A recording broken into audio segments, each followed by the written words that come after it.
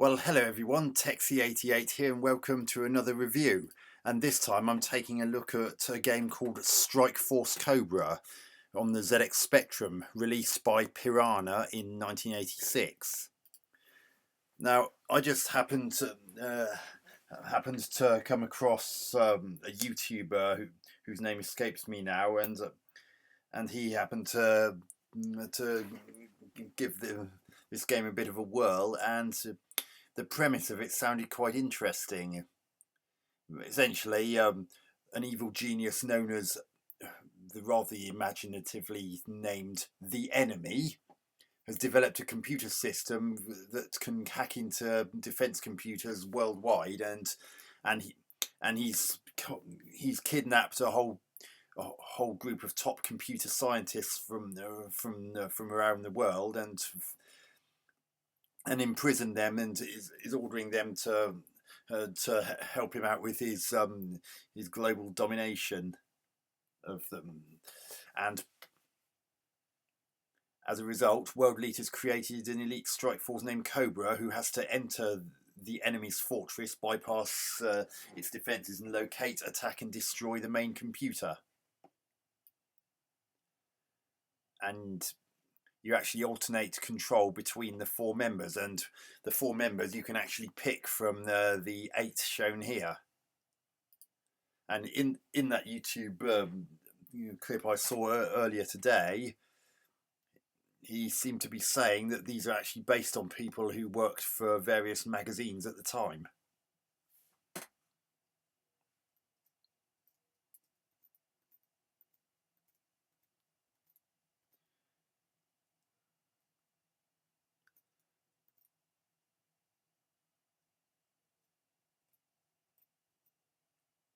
Um,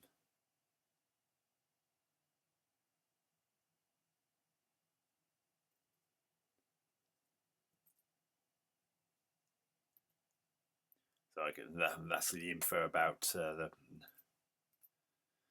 person I selected.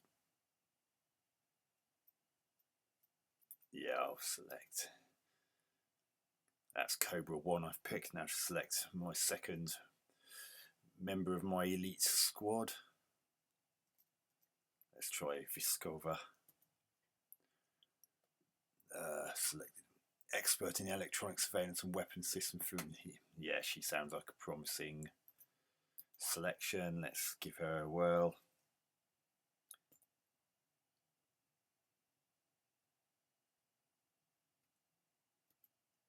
I've accidentally deselected her, so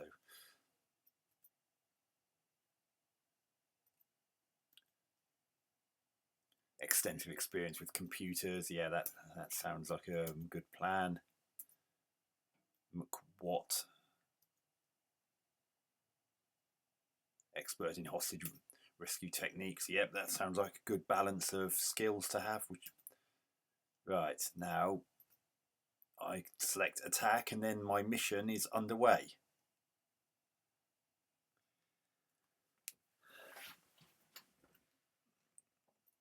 Now, as you can see, it's isometric, and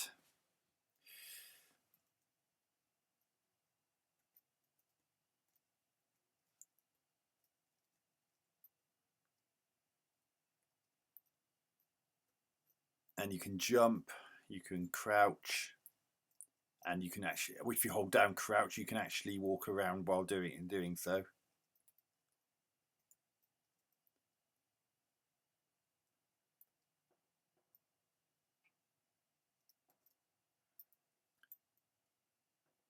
And you can stand up again.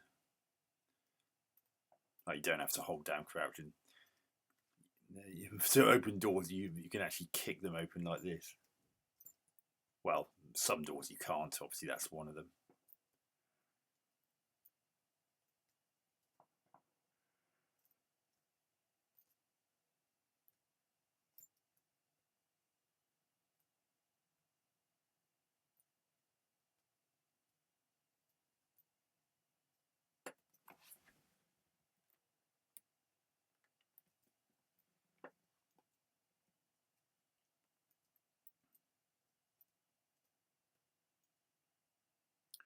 So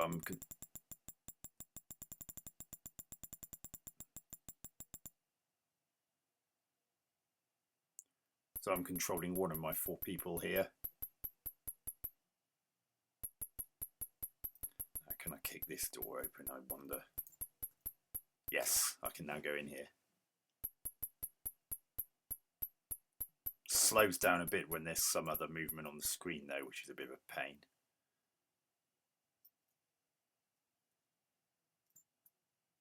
I can't kick that door in.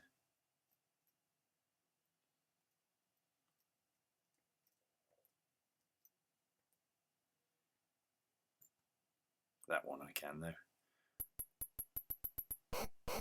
Oh.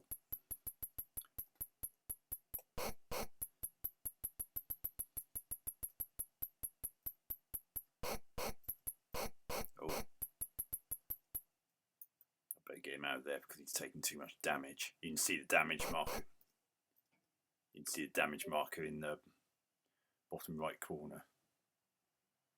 And I'm currently controlling person 1, so I can actually switch to another person by pressing 2, 3 or 4, and I've just selected the second person in my team. Ideally you want to try and get these people together first.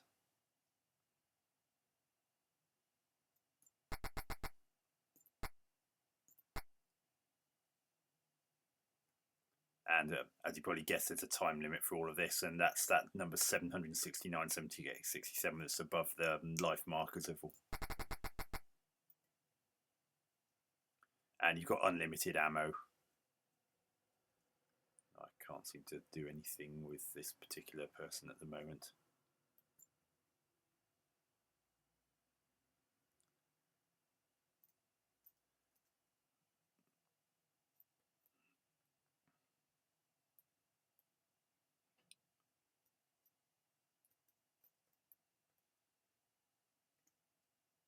And if you get, it does pay to practice where to get used to jumping and doing a different direction.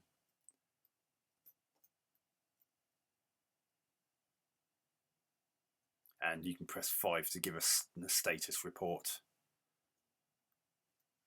And whilst you're in the status mode, you can actually press symbol shift and S to save the game. Although obviously you needed blank storage of some kind to be able to do that. Let's switch to another person. I can't do anything with that particular person at the moment.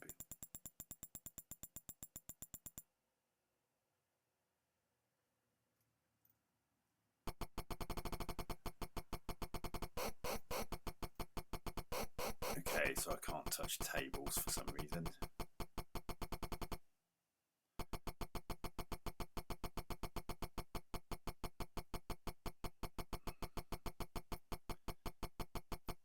You can throw grenades as well.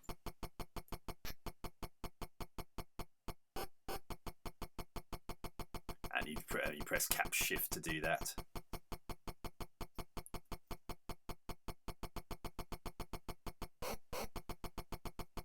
Okay, I can't get past there. Let's see what happens if I go the other way with this person.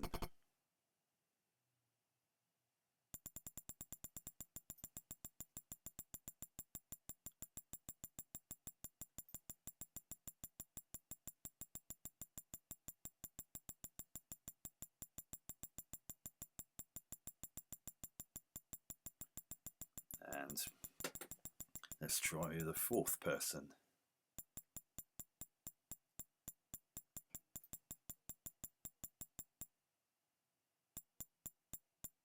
Oh dear, that's really slowing down. But I have to admit, considering it's isometric, they did a really good job of putting some colour into the proceedings. That can be putting colour in that can be a real challenge given the spectrum's attribute problem. Oh,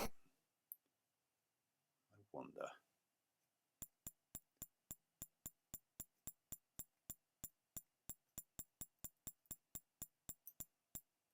No, I can't seem to vault through those windows. Oh yes, I can.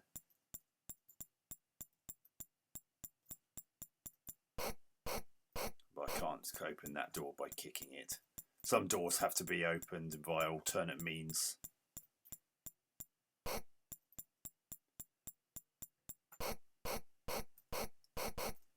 Okay, I've lost one of my Cobra team. If there's one complaint I do have about the controls, is that they're a lot more complicated than they needed to be. They don't seem to follow a particularly helpful pattern.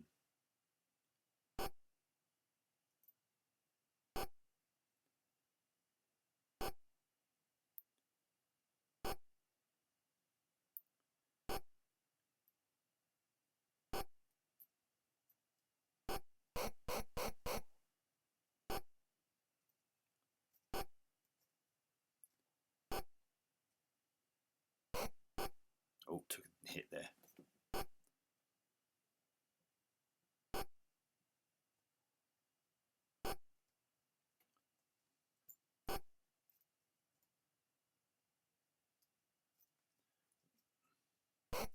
I don't know why it has to harm you just because you walk into things like that. That seems to make not a great deal of sense to me.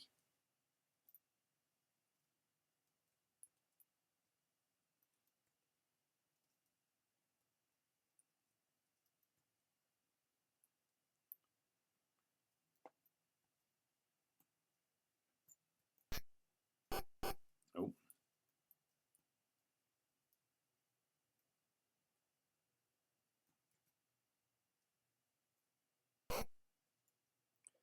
Let's pick 2.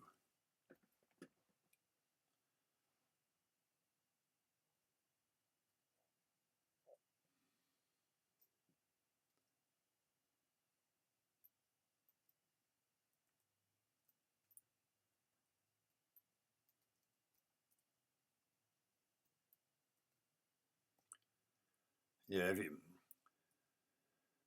the way they've done the controls is a bit confusing, particularly on keys, because ERT moves you up left, YUI moves you up right. That's fine.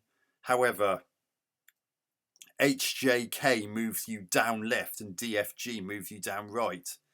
To me, that doesn't make any sense, and I would have preferred it if HJK was used to move down right, and DFG moved to move down left, because at least those are in the relative positions on the keyboard that make better sense in that aspect. So it's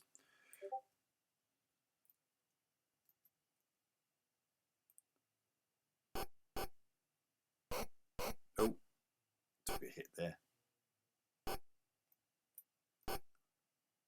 Ooh, a lift.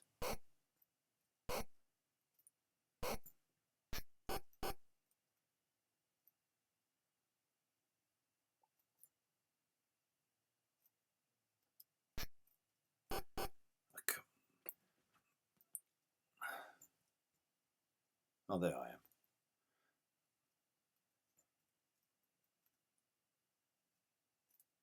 Stand up.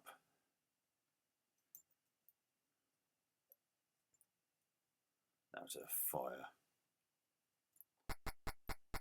Okay, can't hit that.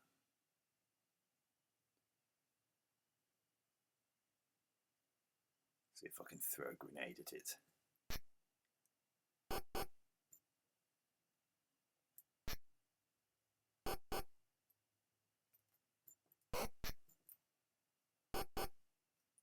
That didn't seem to do anything. Oh, God.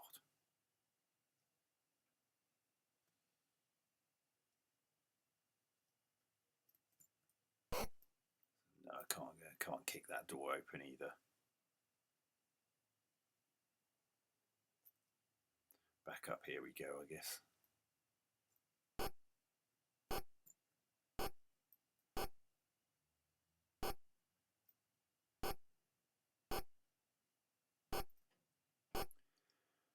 I mean, I can see a lot of potential with this game, and it could be quite enthralling. It's just that the controls, I find them a real bite.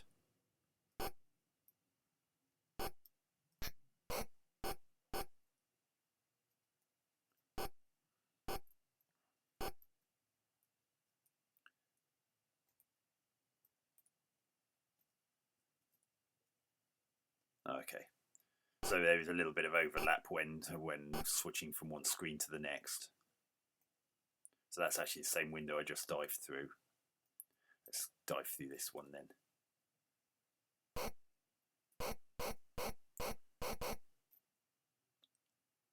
Why do you die if you land on blocks? I don't. And why do you? I mean, sorry. Why do you get harmed if you land on blocks or walk into them? I mean, these are supposed to be a strike force, and if they so much as graze their knees or stub their big toe on anything, they take severe damage. Now I've only got 2 people left.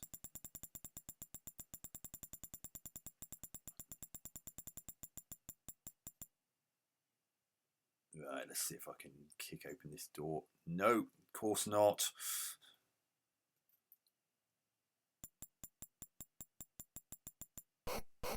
Oh, get out of it. Oh, great. Now 3 of my people are dead. I've only got 1 guy left, and that person's only got a tiny sliver of energy.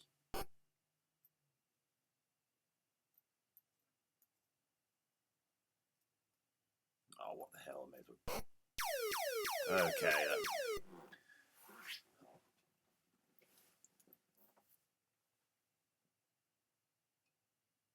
Now, this is actually going to be quite a tricky one to give a verdict on, because even with the instructions, I wasn't entirely sure what I was supposed to be doing.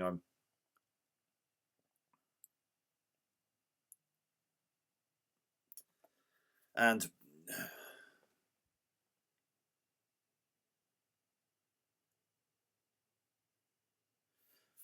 I mean, it tells you all the controls and what buttons do them.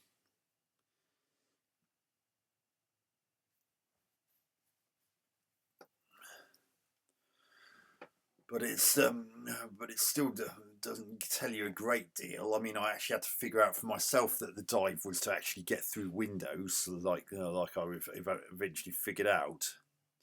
And it seems like you just got to rely on luck to determine what doors you can kick open and which ones you can't. I didn't manage to come face to face with an actual person as an enemy, so I didn't get to do any of the. I didn't get to kick the crap out of them or anything like that, or shoot them.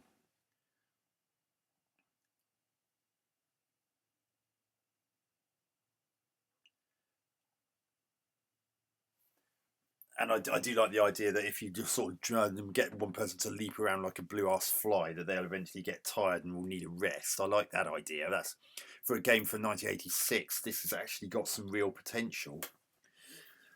It's just that those controls are so awkward. I mean, I was using keyboard. It might be a little bit more bearable with a joystick,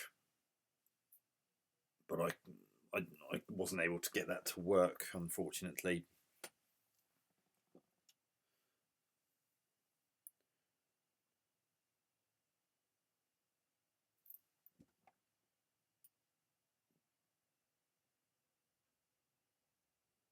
But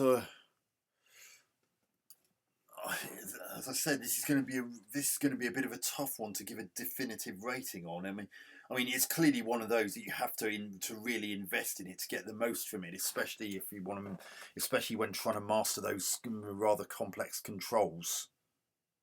I mean, on a modern controller, coping with all of that wouldn't be an issue because of all the different buttons and other such things.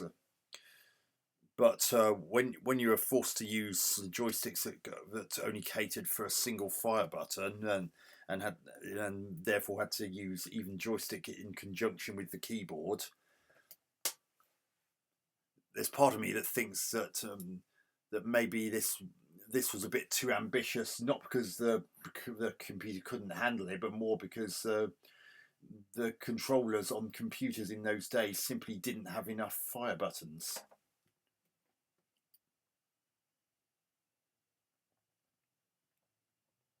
I mean, the graphics are pretty impressive for a Spectrum title from 1986, especially being able to fit color into a 3D isometric viewpoint and managing to keep color clash to a bare minimum. That is often a challenge. Usually, the 3D isometric games on the Spectrum are forced to be monochrome, but I tip my hat off to the programmers for managing to get in color without any color clash being too noticeable or even too unsightly. They're really good job of it. I mean, it's not deathly silent either. As you heard, there were sound effects and they weren't overly sparse, and things like gunfire and taking damage and explosions all had sound effects, which is also good.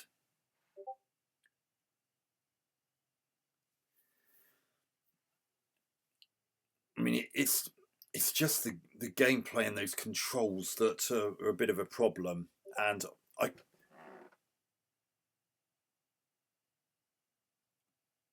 I can't help feeling that they could have done with a bit more in the instructions to make it a bit clear as to what was what.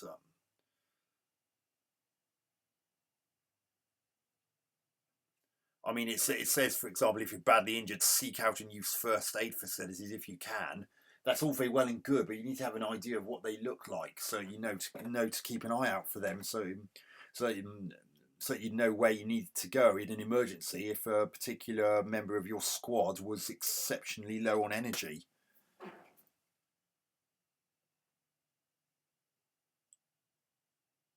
I mean, instruction manuals aren't hampered by machine limitations the way the actual game itself is. So I don't know why they couldn't have given a bit more of a hint as to what you're looking for when it comes to essentials like that.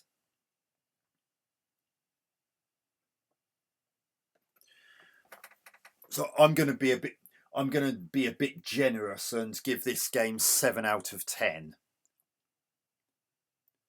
I mean, I can actually tell that even with the rather awkward controls that there's there's there's a for its time a very involving game in there that's just screaming for me to discover it. And as I said, it's one of those games where if you were to persevere, you'd probably get a lot out of it and really feel like you were part of a team in a way that the Rainbow Six games would make you feel in later years in the video gaming world. So in some ways, this could even be a bit of a precursor to those games. And I'm as a result, I think that under the circumstances, 7 out of 10 is a reasonably fair score to give it.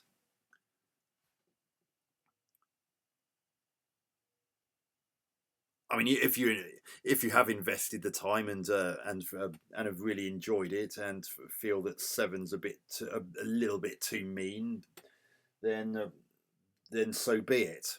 But I just felt that the controls needed to be a little bit more straightforward than they actually are. They don't seem to follow any particular rhyme nor reason, and it's a bit of a shame.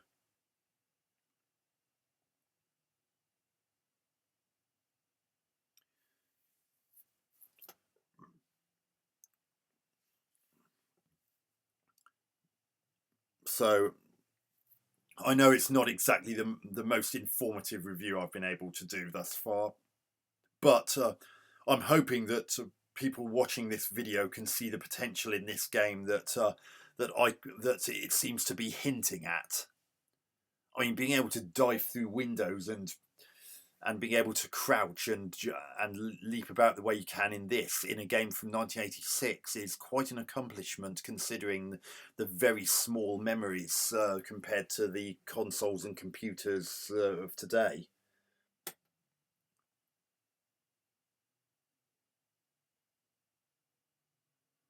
And and I I really hope that this game really is as really does have as much of the potential as it hints at.